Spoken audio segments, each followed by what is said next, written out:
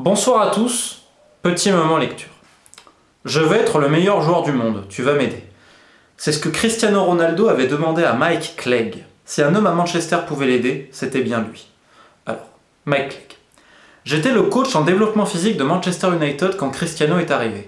Pour faire très court, je devais améliorer la vitesse et la puissance des joueurs. Bon, ensuite, je vais un peu plus loin pour vous expliquer la chose.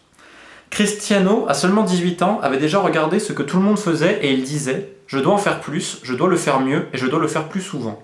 C'était sa philosophie, c'est ce qui le rend si spécial. Je me suis frotté les mains, c'est parti.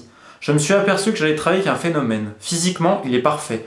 Sa musculature, sa taille, sa masse graisseuse, son endurance, sa souplesse, sa force, son sens de l'équilibre, tout est parfait. J'arrivais à 9h tous les matins. Il arrivait au même moment ou un peu avant pour se faire masser. Puis il venait à la salle. On passait 20 ou 25 minutes à bosser sur ce qu'on avait prévu de bosser. Il rejoignait ensuite l'équipe pour faire un peu de vélo ou des étirements pendant une vingtaine de minutes. Puis ils allaient dehors et commençaient par un taureau, un exercice plus important qu'on ne le pense. Et la séance d'entraînement proprement dite débutait. Ils driblaient des plots ou ce genre d'exercice. À la fin, il restait en général pour s'entraîner à tirer et tout le monde rentrait. Pas lui. Vous êtes allé à Carrington ? C'est le centre d'entraînement Manchester United. Il y a une petite côte derrière où il allait pour perfectionner ses dribbles ou tester de nouveaux trucs. Il voulait être tout seul parce que ce n'est pas la même chose de s'entraîner devant des gens. C'est forcément gênant d'avoir un public quand on apprend quelque chose. Quelques jours plus tard, il commença à sortir ses nouveaux dribbles à l'entraînement. C'était l'étape suivante, les perfectionner face à d'autres joueurs et des bons.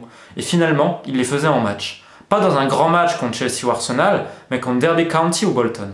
Il savait que s'il faisait une erreur, il se mettrait le public à dos. Et on s'est moqué de lui quelquefois, pas seulement les supporters, mais aussi le staff. Il n'y a pas de pire endroit qu'un stade pour rater quelque chose. Mais il s'en foutait, il améliorait ses dribbles. Donc il venait souvent à la salle et on faisait ce qu'on avait prévu. On travaillait la vitesse ou la puissance. On faisait de la boxe.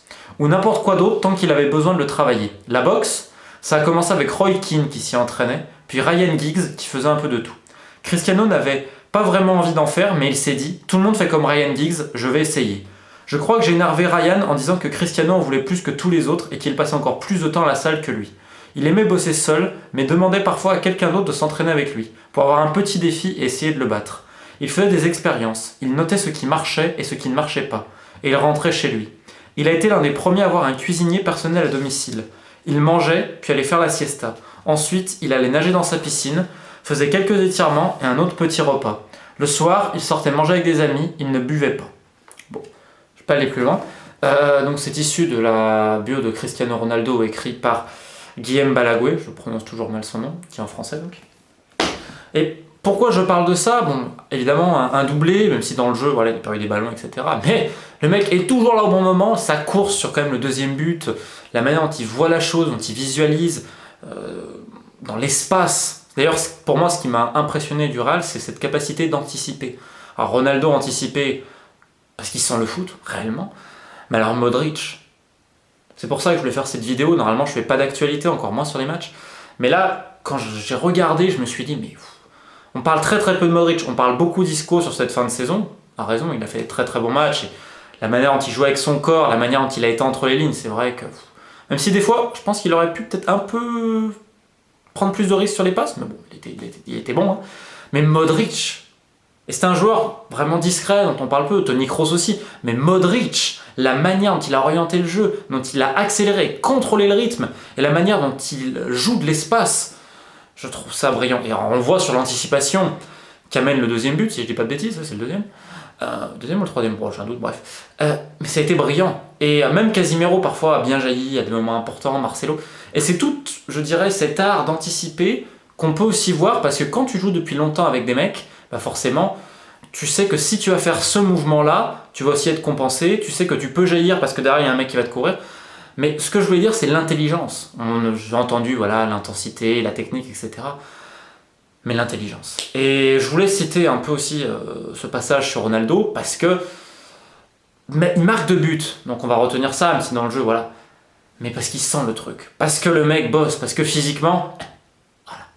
Donc voilà, c'était juste une petite pastille autour de ce match. La Juve a perdu, que vous voulez ça. On va dire, il perd toutes les finales, etc. Bravo aux deux équipes, tout simplement. Et encore bravo à Modric, qui pour moi a été absolument brillant. Je me demande vraiment si c'est pas le joueur pas dire de l'année, mais à son poste aujourd'hui, dans la manière... J'ai appelé le livre sur Unai Emery le maestro, dans le sens espagnol du terme, donc un professeur. Mais lui, c'est vraiment un maestro dans le sens français du terme. Donc voilà, bah écoutez, bravo au Real, et je terminerai par un petit truc. Il y a eu beaucoup de livres qui sont sortis autour du Barça de Guardiola, par exemple celui-là de l'Écossais Graham Hunter. Alors je me demande si on n'en aura pas un bientôt sur le Real, peut-être de Zidane, je sais pas, mais peut-être de Ronaldo, Benzema, Modric, Marcelo et autres. Et d'ailleurs pour ceux qui aiment le Real et ceux qui veulent lire, il y a ce livre-là qui est intéressant, White Storm. Donc il existe aussi en espagnol, c'est écrit par Phil Ball, un génialiste pour moi, que je connais très bien, qui a écrit Morbo, un best-seller sur le foot espagnol.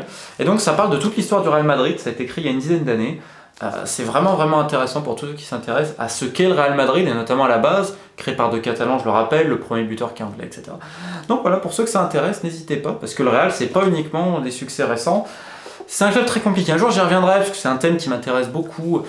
Notamment avec les liens qu'il y a pu avoir avec le franquisme, etc. Alors qu'avec le mec, un homme qui s'appelle Raimundo Saporta, qui était peut-être un des hommes les plus importants de l'histoire du Real, alors qu'il n'est pas connu. Saporta, d'ailleurs, c'est pour ceux qui font du basket, l'ancienne coupe Saporta venait de son nom, parce qu'il était avant dans le basket. Bref, plein de choses à dire, mais je vais m'arrêter là, donc bravo à tout le monde, et puis écoutez, je referai peut-être des vidéos d'actualité de temps en temps. À voir. Je vous souhaite une bonne fin de soirée.